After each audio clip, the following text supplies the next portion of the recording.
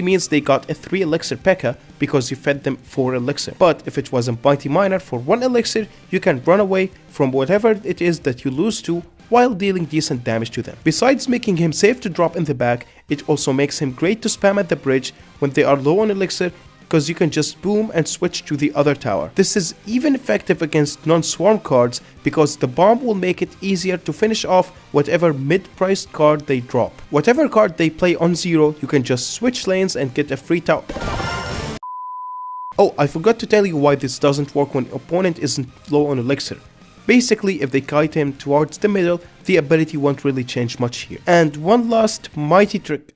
I'm sorry, I'm gonna stop saying that. If you have the pocket open, you can simply play him as far from the middle as possible, so that switching positions will have him spawn on towers directly. Next we got Monk, a 5 elixir champion released October 2022. Yes, this is where he originally started. He isn't a character from Clash Royale. Now, Monk is likely one of the most unique characters in the game, because he has 2 different regular attacks. The way it works is it goes 1, 2, and then the third one is a special attack with more damage and a pushback. That pushback makes him a very reliable tank killer despite his lower DPS compared to options like Mini P.E.K.K.A because it works on every card. It also makes positioning him more important because if you mess it up, the pushback might literally help your opponent. And if the pushback isn't unique enough, his ability reflects projectile, kinda like an Uno reverse card. Now, what counts as a projectile? Some things like minions and mega minion still count even though they look like they are scratching. But if you zoom in here,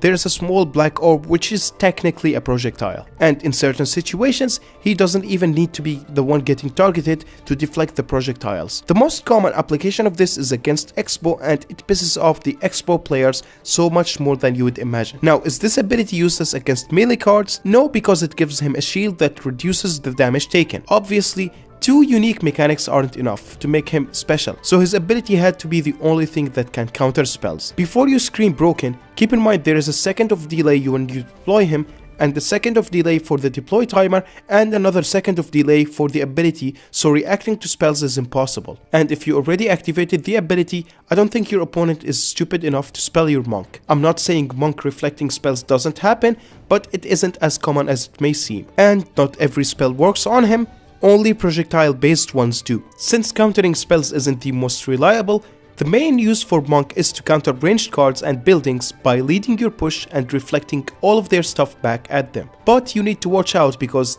they might try to pull it out of the cannon's range, so don't activate it too early. And don't activate too late because it might give them a free King Tower activation. If you are sure they have no cards in their hand to activate their King Tower, you could press the ability since it gives you free tower damage. Although keep in mind, select projectiles have crown tower damage reduction to ensure the game stays balanced. Next we got Little Prince, a 3 elixir champion released November 2023. Little Prince is...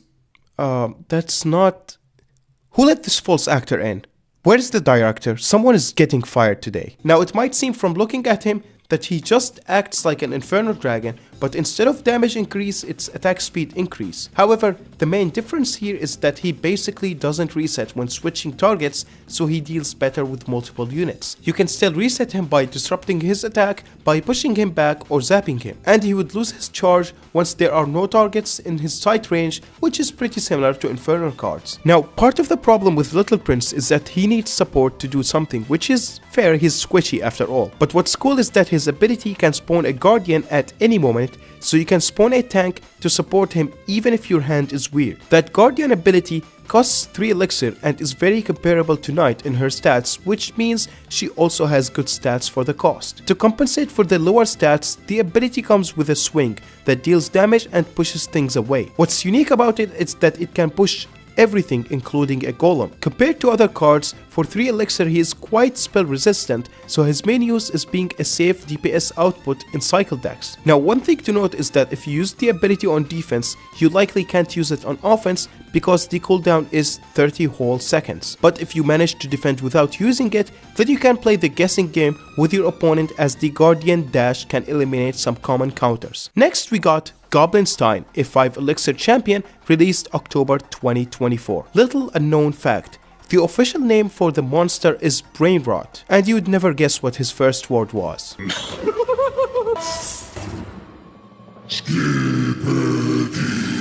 This is the only champion that spawns multiple units, and for that, it's a bit more complicated than the rest. Here's the deal. If the small doctor dies, you lose your ability button, but if the big monster is the one that dies first, then you can keep your ability button. Now, you might have noticed this weird metal thing that dropped from the monster. This is related to the ability because it shoots electricity between the scientist and the monster. So when he dies, he just drops the antenna on the ground and your electricity will go towards it. If you look at the formation of his deploy, you will notice that they aren't perfectly lined up and would flip in a weird way when going back and forth between the middle of the arena. The reason it's this way is to allow splitting them, which opens up a very cool diagonal ability play if you wanted to. Also, do keep in mind that if you want to place them in the back, make sure to not use the most far away tile, because if you do, your doctor will be screwed up by splash damage. Since the ability has no max range, that means the more far away the monster is from your scientist, the more area it covers. That makes him great in pushing while defending if they throw something stupid like a naked ram rider, because the scientist attacks troops while the monster ignores them. But you don't always have to counter push off of him.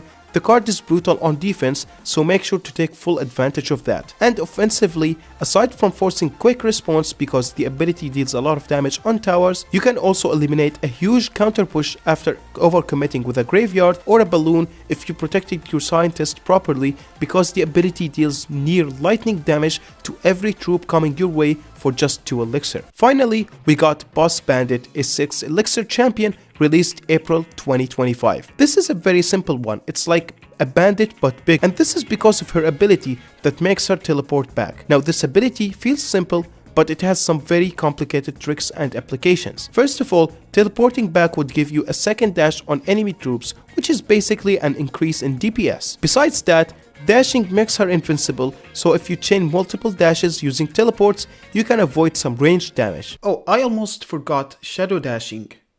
Wait, let me turn the lights on for like a second here. Yeah, this is a trick I discovered when I was testing the card in the dev build, which basically allows the Boss Bandit to do teleport animations while dashing and skip the teleport cooldown. Here's the difference between teleporting normally and doing the animation skip by using the shadow dash technique, and this is pretty much effective against melee and ranged troops alike. When they try to counter your Boss Bandit, teleporting behind would get her out of their tower range, making it more likely for her to win the 1v1. Honestly, even if they get her too deep, if you have a tank on your side, the ability would make the tower retarget onto it. It can also be used to cancel out things like Inferno Dragon attacks, or cancel out kiting entirely if timed correctly, and even waste some of these swarm troops if they split them in the middle. Not enough uses? How about we completely prevent King Tower activations with it, and even dodge Rocket? The card offers an insane amount of pressure when played on the bridge, so it's a bridge spam card. I feel like it's one of the best cards at punishing low elixir opponents, as long as you can deal with cheap distractions. I get a lot of requests on my channel to post gameplay videos.